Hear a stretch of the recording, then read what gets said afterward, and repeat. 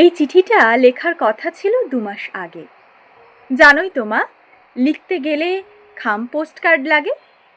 আমি কি আর পোস্ট অফিসে একলা যেতে পারি? আমার যাওয়া বলতে কেবল পল্লবীদের বাড়ি, তাও ভাগ্যিস এক পাঁচিলে, খুব উঁচু নয়, তাই ৫-৬টা থান ইট সাজিয়ে টপকে চলে যাই।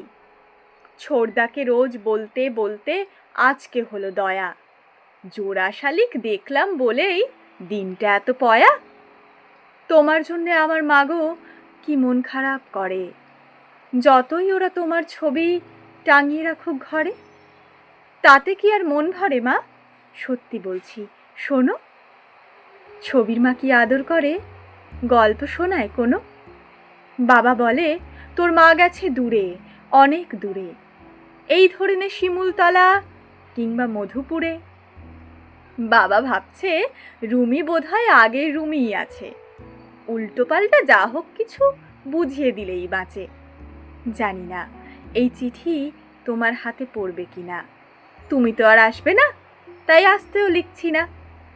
একটা কথা চুপি চুপি লিখছি তোমায় শেষে। তোমার রুমি ভালোই আছে, তার সে নিজের দেশে। ভালো থেকো, আমার কথা মনে পড়লে বলো। এবার উঠি, পিয়ন কাকুর আসার সময় হলো।